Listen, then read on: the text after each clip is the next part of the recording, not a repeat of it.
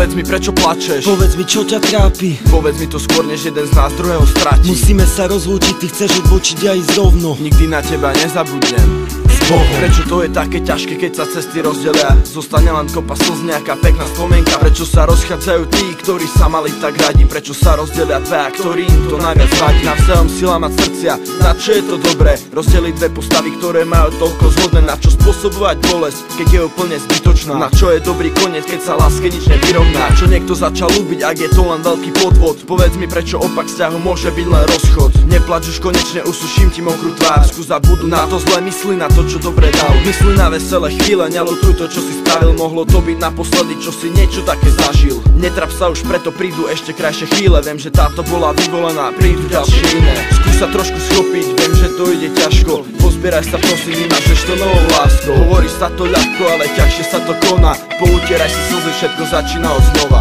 Povedz mi, prečo plačeš? Povedz mi, čo ťa trápi? Povedz mi to skôr, než jeden z nás druhého stratí. Musíme sa rozlúčiť, ty chceš odbočiť a ísť rovno. Nikdy na teba nezabudnem.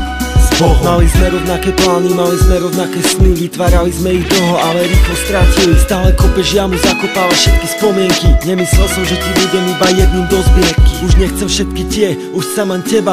Dala si mi toľko vecí, čo mi iná nedá. Pýtam sa, prečo pláčeš, že vraj sa veci zmenili. A čo čakáš, keď sme toľko času spolu strávili? Zažili sme spolu slnko, no aj víkend na horách. Zažili sme spolu vrchy, no aj slzy v údoliach. Poznám ťa už natoľko, že viem, na čo myslíš. Životu ťa potrebujem ešte viac ako kyslí. Aj keď sme občas zlí, si pozeráme na iné. Pre nás ste stále iba naše jemné vojne. No tak neodbočuj z cesty, nechaj tomu voľný priebeh, lebo iba s tebou sa oplatí žiť svoj príbeh. Chcem ťa mať stále pri sebe, no tak moja už nepláč. Nejak všetko napravím, skúsim povedať prepáč. Alebo iným slovom ťa nejak skúsim potešiť. Spojme cesty a skúsme si to nejak vyriešiť.